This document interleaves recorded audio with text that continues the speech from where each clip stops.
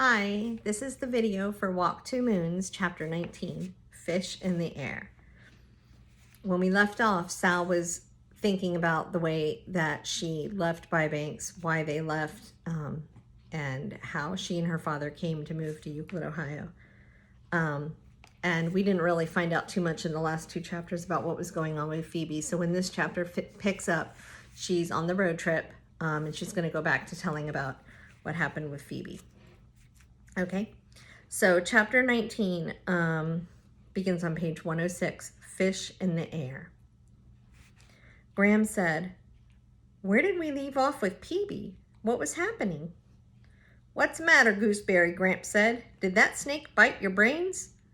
"No," she said, "it did not bite my brains. I was just trying to refresh my memory." "Let's see," Gramps said. "Didn't Phoebe want you to tell your daddy about Mrs. Cadaver and Mr. Berkway hacking up her husband?" "Yes, that is what Phoebe wanted, and it is what I tried to do.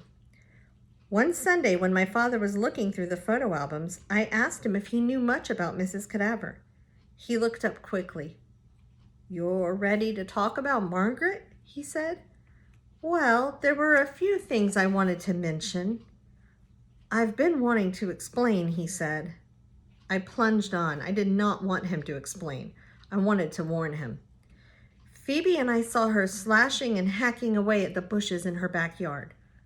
'Is there something wrong with that?' he asked. I tried another approach. 'Her voice is like dead leaves blowing around and her hair is spooky.' 'I see,' he said. 'And there is a man who visits her.' 'Sal, that sounds like spying. And I don't think we should go over there anymore.' Dad took off his glasses and rubbed them on his shirt for about 5 minutes. Then he said, 'Sal, you're trying to catch fish in the air. Your mother is not coming back.' So to catch a fish in the air is kind of like a figure of speech, figurative language, meaning something impossible. That fish don't live in the air. You can't catch a fish in the air. It's something that can't happen. It looked like I was merely jealous of Mrs. Cadaver. There in the calm light of my father, all those things that Phoebe had said about Mrs. Cadaver seemed foolish. 'I'd like to explain about her,' my father said. 'Oh, never mind. Just forget I mentioned her. I don't need any explanations.' Later, when I was doing my homework, I found myself doodling in the margin of my English book. I had drawn a figure of a woman with wild hair and evil eyes and a rope around her neck. I drew a tree, fastened the rope to her, and hung her. The next day at school, I studied Mr. Berkway as he leaped and cavorted about the classroom. If he was a murderer, he certainly was a lively one. I had always pictured murderers as being mopey and sullen. That means kind of like depressed or down, gloomy almost. I hoped Mr. Berkway was in love with Margaret Cadaver and would marry her and take her away so that my father and I could go back to Bybanks. What I found most surprising about Mr. Berkway was that he increasingly reminded me of my mother, or at least of my mother before the sadness set in.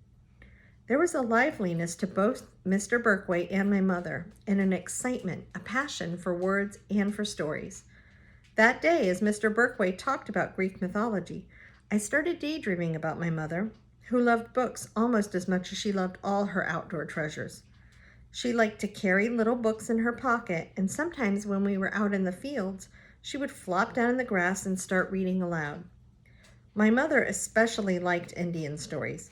She knew about thunder gods, earth makers, wise crows, sly coyotes, and shadow souls. Her favorite stories were those about people who came back after death as a bird or a river or a horse. She even knew one story about an old warrior who came back as a potato. What a fate, right?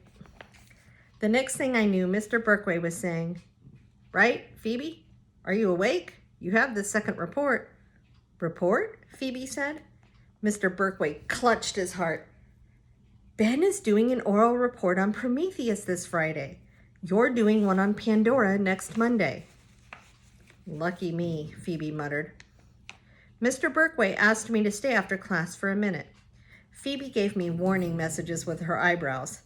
As everyone else was leaving the room, Phoebe said, "I'll stay with you if you want." "Why?" "Because of him hacking up Mr. Cadaver, that's what. I don't think you should be alone with him." "He did not hack me up. Instead, he gave me a special assignment, a mini journal." "I don't know what that is," I said. Phoebe was breathing on my shoulder. "Mr. Berkway said I should write about something that interested me." "Like what?" I said. "Oh, a place, a room, a person.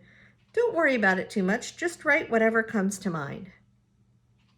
Phoebe and I walked home with Mary Lou and Ben. My brain was a mess, what with trying not to flinch whenever Ben brushed against me. When we left Ben and Mary Lou and turned the corner onto Phoebe's street, I wasn't paying much attention. I suppose I was aware that someone was coming along the sidewalk in our direction, but it wasn't until the person was about 3 feet away that I really took notice. It was Phoebe's lunatic coming toward us, staring right at us. He stopped directly in front of us, blocking our way. "Phoebe Winterbottom, right?" he said to Phoebe. Her voice was a little squeak. The only sound that came out was a tiny "erp." "What's the matter?" he said. He slid one hand into his pocket. Phoebe pushed him, yanked my arm, and started running. "Oh my God," she said. "Oh my God." I was grateful that we were nearly at Phoebe's house, so if he stabbed us in broad daylight, maybe one of her neighbors would discover our bodies and take us to the hospital before we bled entirely to death. I was beginning to believe he was a lunatic. Phoebe tugged at her doorknob, but the door was locked. Phoebe beat on the door, and her mother suddenly pulled it open. She looked rather pale and shaken herself. "It was locked," Phoebe said. "Why was the door locked?" "Oh, sweetie," Mrs. Winterbottom said. "It's just that I thought that..." She peered around us and looked up and down the street. "Did you see someone? Did someone frighten you?" "It was the lunatic," Phoebe said. "We saw him just now." She could hardly catch her breath. "Maybe we should call the police or tell Dad." I took a good long look at Phoebe's mother. She did not seem capable of phoning the police or Mr. Winterbottom. I think she was more scared than we were. She went around locking all the doors. Nothing more happened that evening, and by the time I went home, the lunatic did not seem quite so threatening. No one called the police, and to my knowledge, Mrs. Winterbottom had not yet told Mr. Winterbottom, but right before I left Phoebe's house, Phoebe said to me, "If I see the lunatic once more, I'll phone the police myself."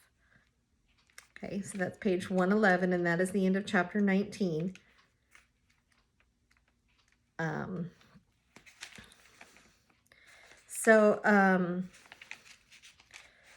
just seeing these next couple chapters, what's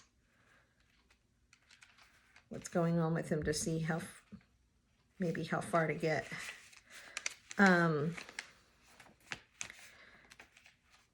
So I think we'll just do that one chapter today, and then I'm gonna put a link on Edsby for some I'm gonna find some old Indian stories if you are interested in reading that, like about the ones that the mom liked. I'll see if I can find some that might be interesting for you to read. So it's interesting that this chapter talks about 2 different kinds of myths, the Indian myths, and then also in class, Phoebe and Ben are doing the reports on the Greek mythology with Pandora and Prometheus. And I'll see if I can find a quick version of those stories too, if you're interested. Okay, so I will see you next time. Bye.